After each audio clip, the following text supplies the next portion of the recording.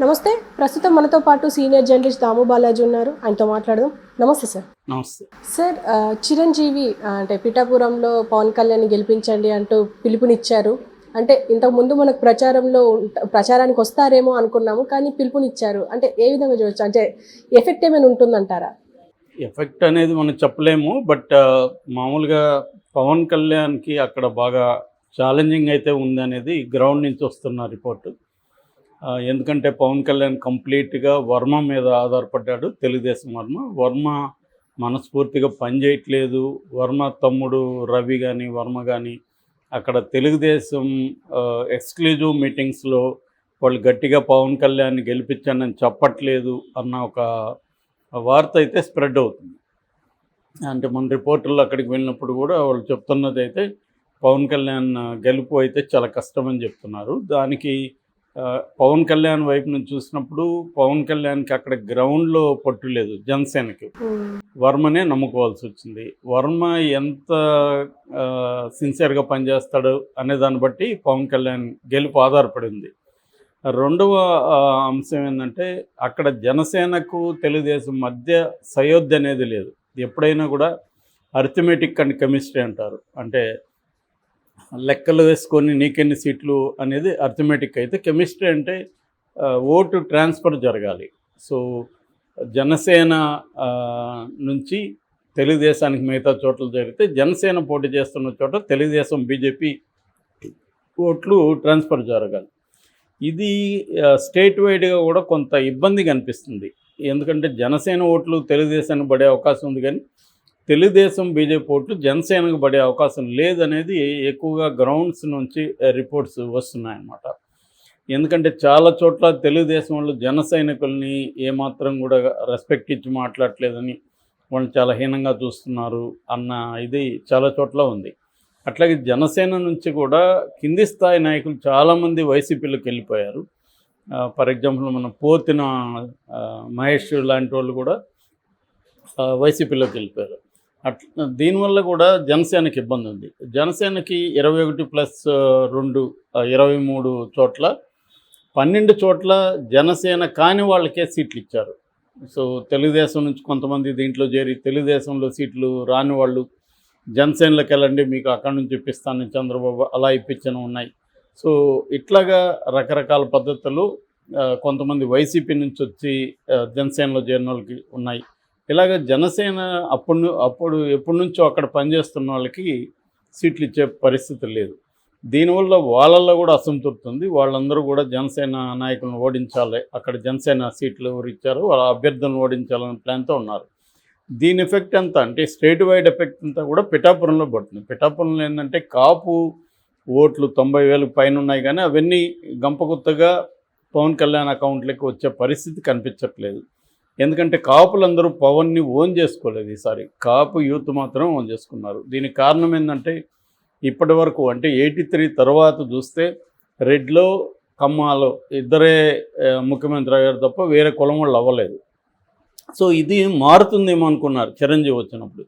అందుకనే చిరంజీవికి 70 లక్షల ఓట్లు వచ్చాయి, 18 సీట్లు వచ్చాయి. నిజానికి ఫస్ట్ టైంకి ఆ స్థాయిలో రావడం అనేది మాటలు కాదు, కానీ చిరంజీవి ఒక రకంగా వాళ్ళని మోసం చేశాడు. సో తీసుకెళ్ళి కాంగ్రెస్లో కల్పిస్తాడు. దాని తర్వాత పవన్ వచ్చాడు. అందుకని పవన్ ఇమ్మీడియట్లీ నమ్మలేదు. బట్ 2014లో పవన్ చంద్రబాబును గెలిపించమంటే అప్పుడు కొంత చంద్రబాబును గెలిపించారు. దానికి వేరే కారణాలు కూడా ఉన్నాయి. సో ఇప్పుడు ఏంటంటే తర్వాత పవన్ కళ్యాణ్ చరిత్ర చూస్తుంటే పవన్ కళ్యాణ్ చంద్రబాబుని సీఎం చేయడానికే మొత్తం ఆయన లైఫ్ని అంకితం చేసినట్టు కనబడుతుంది. ఎక్కడ కూడా కాపుల కోసం సపరేట్గా చేయడం, దానికోసం పోరాడడం అనేది ఈసారి చేస్తుంటే కూడా ఆయనకు వచ్చే ఈ 10-12 సీట్లు ఈజీగా వచ్చిండేవి. ఆయన అటువంటి బ్యాటిల్లోకి వెళ్ళకుండా మళ్ళీ చంద్రబాబుని సపోర్ట్ చేశాడు. అప్పుడైనా కూడా చంద్రబాబు ఒక 40 సీట్లు ఈయనకి ఇచ్చుండి ఈయన ఏదో ఒక టర్మ్ సీఎం చేస్తాము ఒక 1 year ఏదో అని చెప్పుంటే కాపులు మొత్తం సపోర్ట్ చేసేవాడు. ఇప్పుడు ఆ పరిస్థితి లేదు. అందుకని కాపులకి ఏంటంటే చంద్రబాబుని సీఎం చేయాలన్నా జగన్ని సీఎం చేయాలన్నా రెండే ఆప్షన్లు ఉన్నాయి. కాబట్టి చంద్రబాబుని సీఎం చేయడం ఇష్టం లేని వాళ్ళందరూ జగన్ వైపు వెళ్తారు. ఎందుకంటే కాపుల నుంచి సీఎం లేరు ఎలాగో, కాబట్టి జగనో చంద్రబాబు ఇద్దరిలోనే ఎంచుకోవాలి. పవన్ కళ్యాణ్ ఫ్యాక్టర్ అనేది బలంగా లేదు. సో పవన్ కళ్యాణ్ చెప్తే మనం ఎందుకు చంద్రబాబుని సేమ్ చేయాలి అనుకునే వాళ్ళ సంఖ్య బాగుంది. అందువల్ల యూత్, కాపు యూత్ ఎవరైతే ఉన్నారో వాళ్ళు మాత్రం పవన్ కళ్యాణ్కి గట్టిగా సపోర్ట్ చేస్తారు.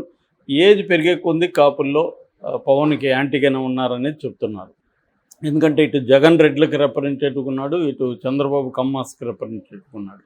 వాళ్ళు మిగతా కులాల ప్రజల కోసం అనేక స్కీములు అవన్నీ చేసినా కూడా బేసిక్గా అండ ఉండేది. ఇప్పుడు కాపులు, కమ్మలు, ఫర్ ఎగ్జాంపుల్ ప్రపంచవ్యాప్తంగా కమ్మలందరూ ఐక్యమై చంద్రబాబు కోసం డబ్బులు కావచ్చు, ఫిజికల్గా తాము ఇక్కడికి వచ్చేసి పని చేయడం కావచ్చు, అమెరికా నుంచి వచ్చి ఇక్కడ ఇట్లా పనిచేస్తున్నారు. ఎందుకంటే వాళ్ళు ఓన్ చేసుకున్నారు చంద్రబాబుని.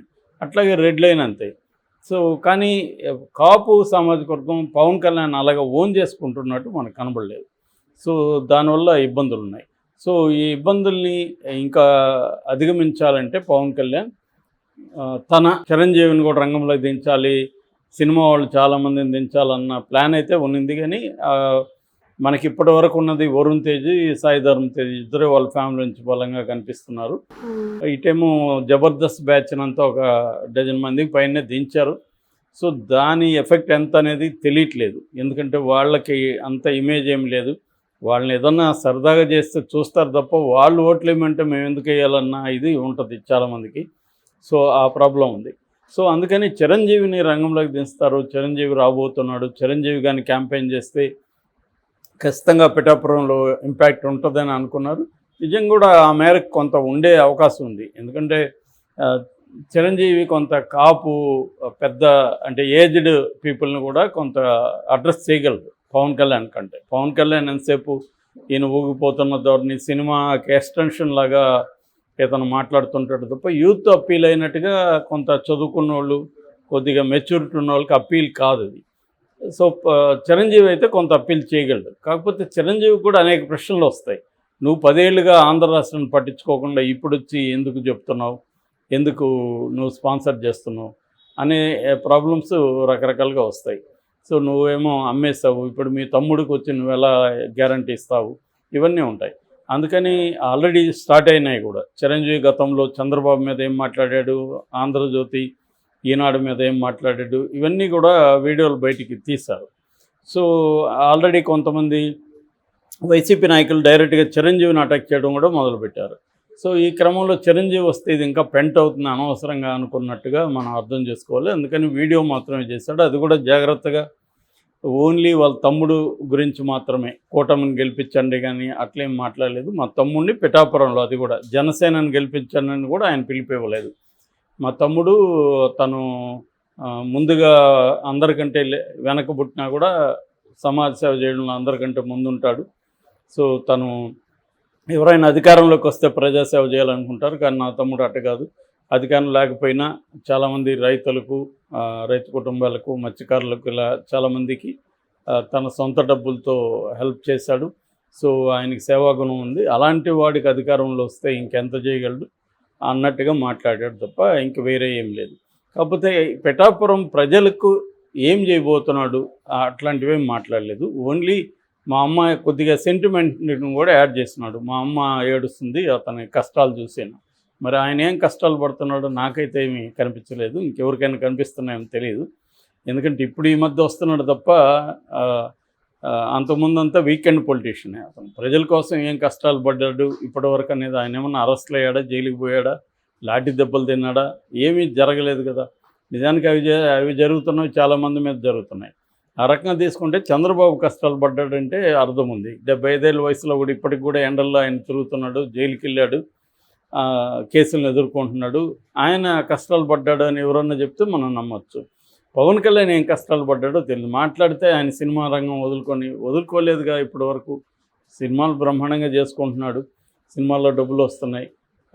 ఆయన జనసేనకు కూడా బయట నుంచి కూడా డబ్బు వస్తుంది. మేఘా కృష్ణారెడ్డి వాళ్ళు కూడా 20 కోట్లు ఎంతో ఇచ్చారు, బాండ్స్ కొన్నారు. కాబట్టి ఇదేదో చిరంజీవి ఫ్యామిలీ నుంచి డబ్బులు పెడుతున్నట్టు ఒక కలరింగ్ ఇస్తున్నారు, కానీ అదేం మనకు కనబడట్లేదు. ఏదేమైనా ఆయన పిలుపు ఎంత మేరకు పనిచేస్తుంది అనేది డౌటే. Okay sir, thank you.